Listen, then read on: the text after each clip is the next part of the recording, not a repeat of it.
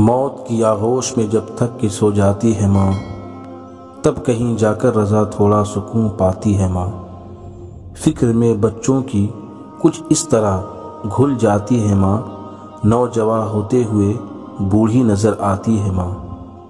کب ضرورت ہو میری بچی کو اتنا سوچ کر جاگتی رہتی ہے آنکھیں اور سو جاتی ہے ماں۔ پہلے بچوں کو کھلاتی ہے سکون اور چین سے، بعد میں جو کچھ بچا وہ شوق سے کھاتی ہے ماں۔ مانگتی ہی کچھ نہیں اپنے لیے اللہ سے، اپنے بچوں کے لیے دامن کو پھیلاتی ہے ماں۔ پیار کہتے ہیں کسی اور ممتا کیا چیز ہے، کوئی ان بچوں سے پوچھے جن کی مر جاتی ہے ماں۔ پھیر لیتی ہے نظر جس وقت بیٹے اور بہو اجنبی اپنے ہی گھر میں ہائے بن جاتی ہے ماں۔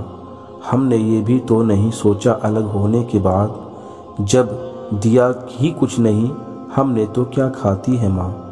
جب تو دیکھو کہ اتنی بے رخی کے باوجود بد دعا دیتی ہے ہرگز اور نہ پچھتاتی ہے ماں۔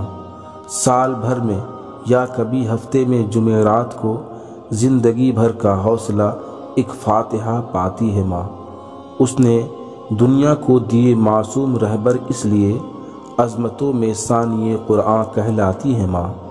بعد مر جانے کے پھر بیٹے کی خدمت کے لیے بھیس بیٹی کا بدل کر گھر میں آ جاتی ہے ماں۔